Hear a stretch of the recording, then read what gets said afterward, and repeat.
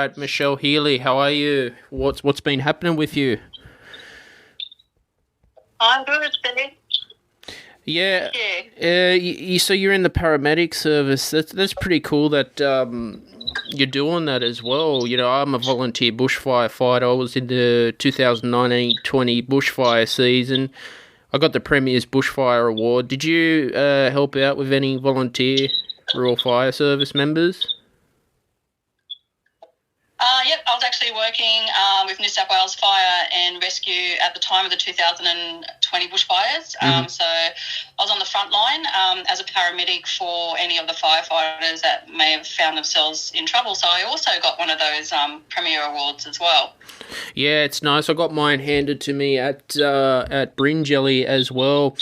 Yeah, it was good. I remember the 2019-20 bushfire season was a weird time. It was a weird time, the 2019-20 bushfire season. Yeah, it certainly was. It was, a horrible time of year and affected so much of the state, so much devastation, so many people lost their homes. Yeah, sort of glad to put that behind us. And that's it. I mean, a lot of people were cranky at the Prime Minister as well back then too. And it made me appreciate how lucky I am to have a roof over my head. Because I went down to Bargo and I think I went to Picton. It was quite a hot day too. It was all smoky and all that. Yeah, it was very eerie, particularly around the Camden area, because we had it coming in from the mountains out the back of Oakdale, around the back of Picton and Bargo. So yeah, we're kind of surrounded in it, weren't we? So what's been your story to become a paramedic? Are you doing that full time or part time? Yeah, so I'm a full-time operational paramedic. I'm based in Sydney Southwest, out at Liverpool is my home station. And I've been paramedic for 8 years now. And currently I'm on secondment over to Fire and Rescue New South Wales. So my role there is as a clinical training officer to train up all the fireys in their advanced resuscitation. Is that hard to get into?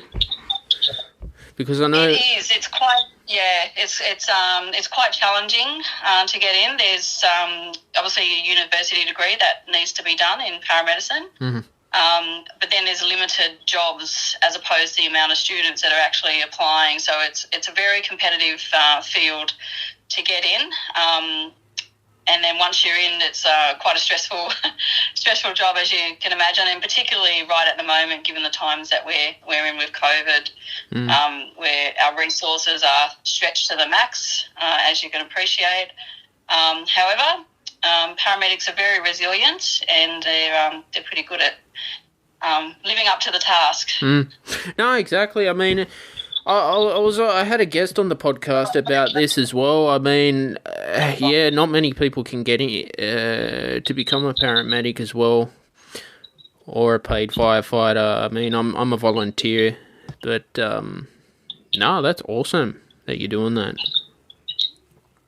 Yeah. And I also I run a local my business is called Hands-On First Aid, so a local first aid training business in the Macarthur region, just out at Smeaton Grange. I've been doing that for just over 5 years now, which I love. I have a couple of paramedics that also work for me and do the training. So just getting that good quality training out there in the community so that people are confident to provide first aid, to be able to do CPR should the need arise. Yeah, because first aid's always changing all the time as well. I've never done a first aid course. Maybe something I'll do in the future with the RFS. But do you have to always upgrade your certificate all the time? You do. So your first aid certificate gets upgraded every 3 years, and the CPR certificate is every 12 months. So it is, an ever-changing sort of skill. There's always things advancing in first aid. Old wives' tales, that we used to sort of live by first aid as research progresses. We find out that maybe some of those skills are not quite as useful as what we used to think they were. And so techniques are changing, technology is changing. obviously first aid changes all around that. So, yeah, you do need to renew your certificate quite frequently to be abreast of all of those skills.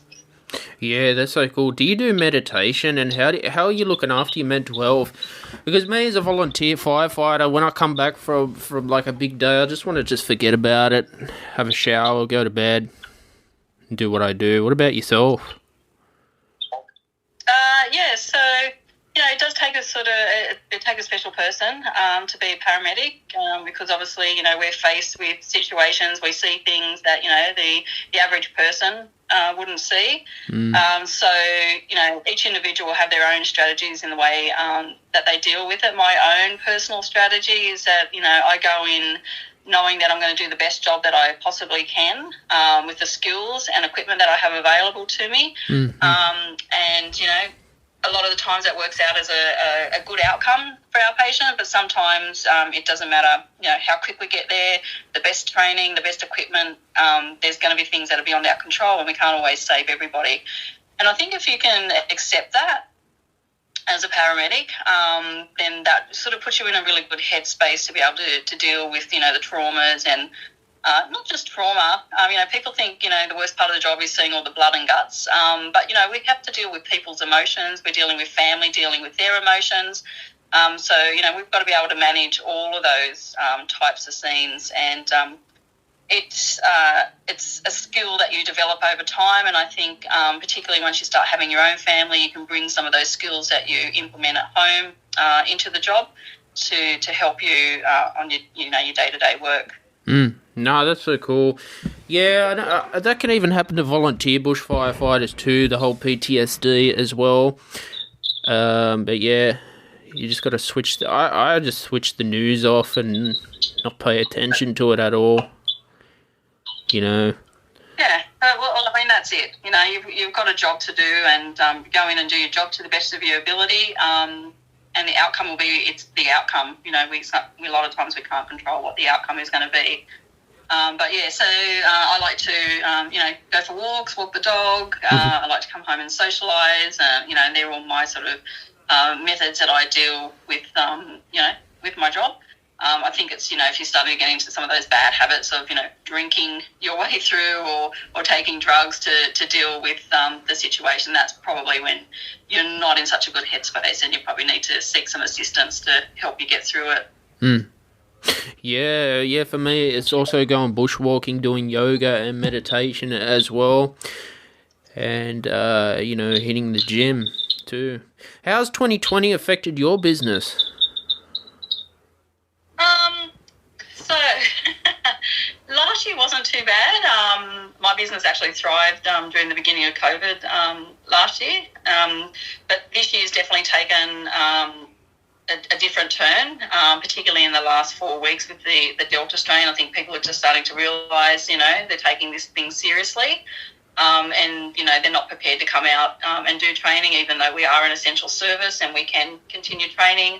We've modified all of our training so that the majority of the training is done online, and the students just come in for their practical assessment, so they'll just come in and demonstrate their CPR.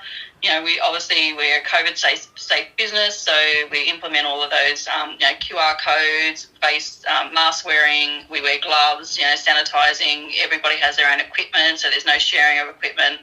And, we've modified our training so there's no practising on each other as well. So everybody just practices their skills on themselves to minimise risk. But, yeah, definitely there's been a downturn quite significantly, particularly the last 4 weeks, which, it's not just me that it's affecting, it's everybody. So, totally get that.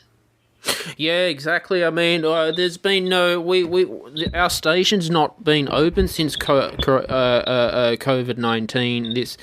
This Delta strain outbreak's been happening as well.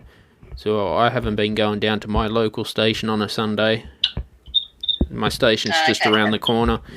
No, but it's affected everyone, Michelle, and I don't know if it's going to go away or if it's going to be around forever. Yeah, but it's that unknown, isn't it? And I guess our way out of this is through vaccination at this stage, because as we see, the virus mutates and it becomes more contagious, and it's obviously affecting more people across all age groups now. Where initially, particularly here in Australia, I think we became a little bit complacent. Given the fact that we're, quite remote from other countries and we weren't having to deal with what they were dealing with, and it's come back to bite us on the butt now. Yeah, exactly, because Australia was just way too close to close its borders. Should have closed them quick enough to. But not only that, our politicians are just acting like school kids too, blaming each other as well. It's not good. Yeah. I know. No, it's not good. Everybody has to play their part, and I think if regardless of whether you're a anti-vaxxer, vaxxer, you believe in conspiracy theories or whatever, I think we just need to take a look at the numbers, take a look at the fact that this is happening worldwide. As a paramedic, I can tell you it's definitely happening. Paramedics are working their butts off, putting, as all health workers are, putting their own safety, their family's safety at risk to help others. And I think if the general community can just do their part and just follow the stay-at-home orders, if you want to get vaccinated, it's up to you. But follow the stay-at-home orders till we get this thing under control, and those that want to get vaccinated can get vaccinated to bring those numbers up, and then we can try and get back to some sort of normal. Have you seen people with COVID-19 as a paramedic? Yeah, absolutely. We're picking them up daily, and my colleagues have been affected as well. So my own colleagues have caught COVID from the patients that they're assisting. So it's definitely real. It's out there, and it's pretty scary. Because, when this first came around, I thought it was just a minor little virus at first, but I was like, what's going on? There was no symptoms showing up straight away like SARS or MERS did, and I was kind of confused. And then all of a sudden it hit Italy. It is confusing because it's, it affects everybody so differently. That's the thing, it's, you can have a perfectly fit and healthy person who, it can kill them, and then you can have somebody who, has comorbidities and they may only show slight or no symptoms at all. So I guess that's the thing, because it's so varied in the way that it's affecting people that people don't quite understand. They might speak to someone who's caught it and, had no symptoms or just felt unwell for a few days, but then you speak to those people who have lost their family members, young, fit, healthy family members, and you get that other side of the coin. So it's and we don't know how it's going to affect each and every one of us. So, I'm not prepared to take that risk. So I'm fully vaccinated, as are my family. I had my first one on Monday, the AstraZeneca, but I just felt a bit unwell, but I was all right. Yeah. And that's very normal. It's like when you get the flu shot for the first time, you'll feel a bit fluey until your immune system builds up those antibodies, and then is prepared to fight it once, if you come in contact with it. Now, this COVID-19 has pretty much become a business because every country has their own vaccine, Michelle. America's got Johnson & Johnson, Australia's got the Pfizer and the AstraZeneca, Russia says they've got their own. It's correct. I was saying that this COVID-19 has become sort of like a business because every country's got their own vaccination as well. Oh, yeah. Well, yeah, that's the thing, obviously it's cheaper if you can produce it in your own country, and I guess because of the amount of vaccines that are needed, it obviously makes more sense if it can be sourced and made within our own country.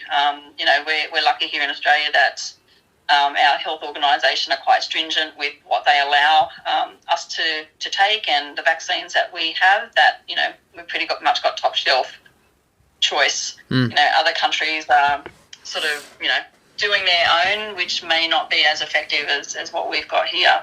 Yeah, you remember something's better than nothing. Well, that's it. You remember the media was scaring people about all these blood clots with the AstraZeneca?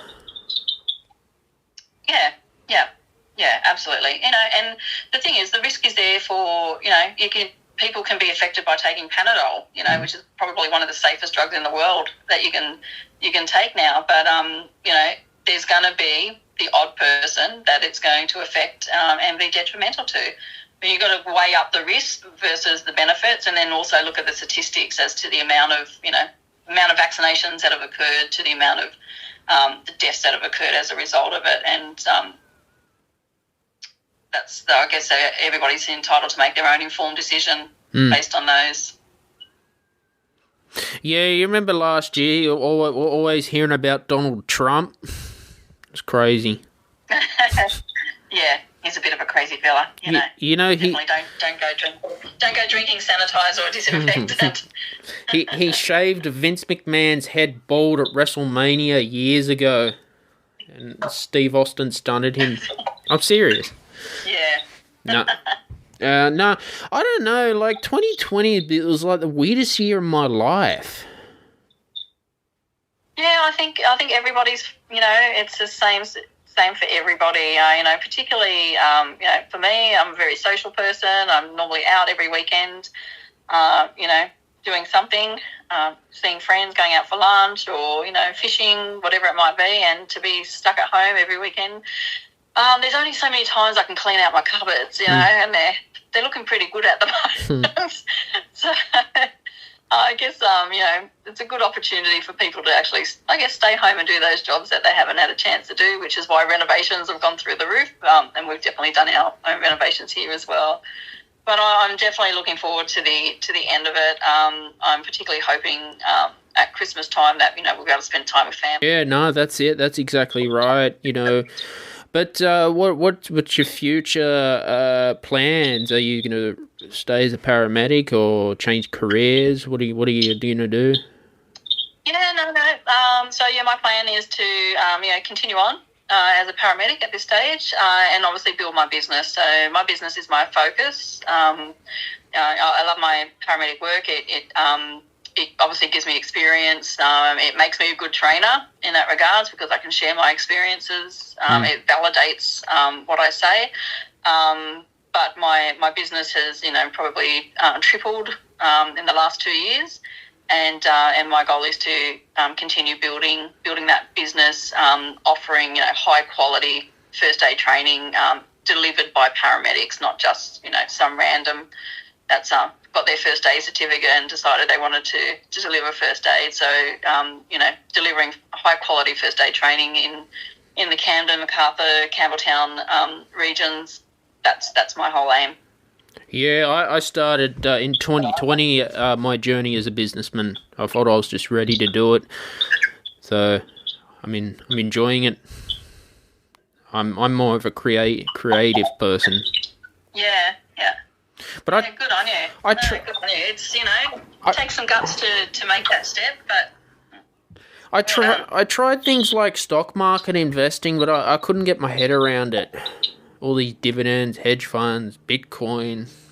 I'm not a numbers person. Oh yeah, me You either. read that? I'm more of a hands-on person. You read that book by Robert Kiyosaki, Rich Dad Poor Dad? Did you get involved in any of that? Yeah, I've seen those books around. I haven't read them myself. Mm-hmm. What about entrepreneurship books? Do you read any of that stuff? No. I guess I've been fortunate enough that my husband has had a business for 20 years, so I've been involved in that business, sort of, keeping the book side of things together, which allowed me to transition into my business very easily.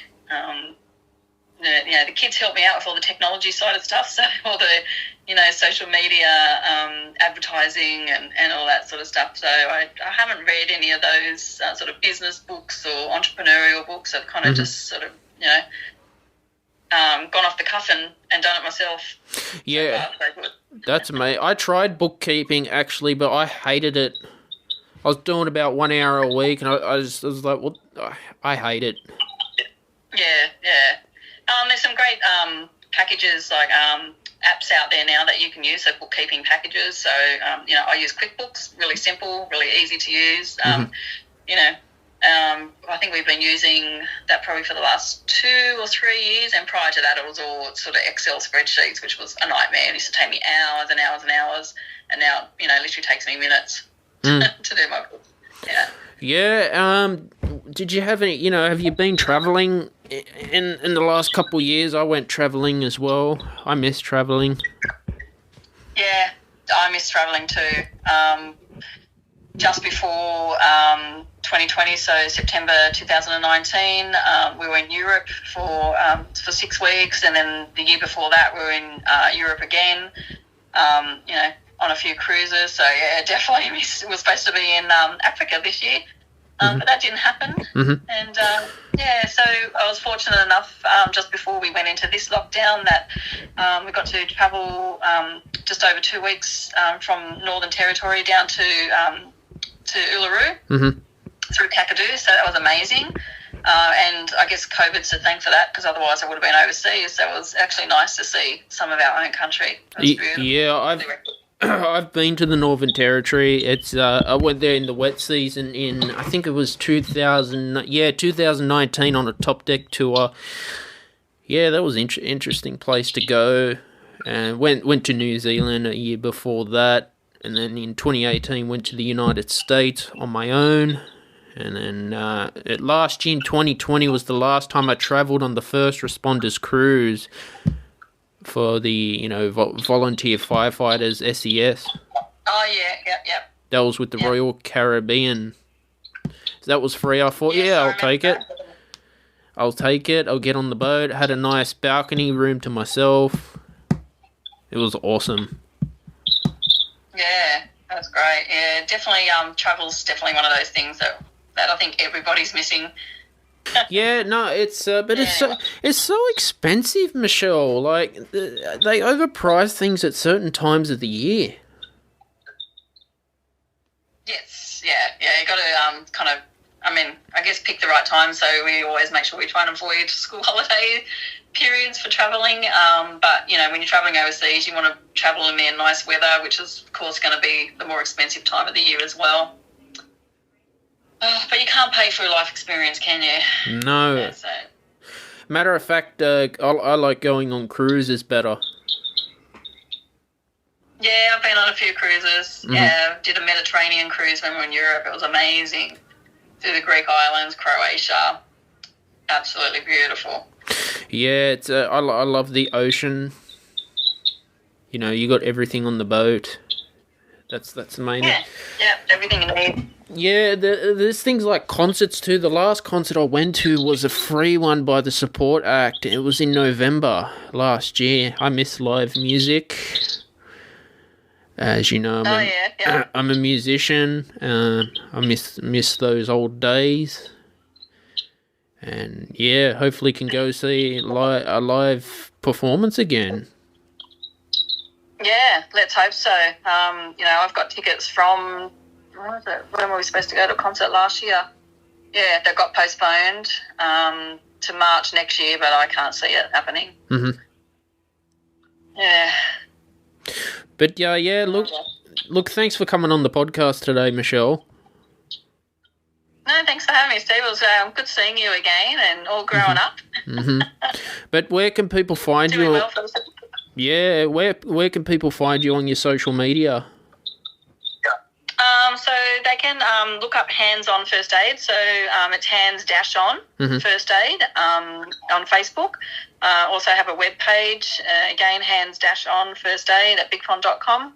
All my courses are listed there. My contact details are there.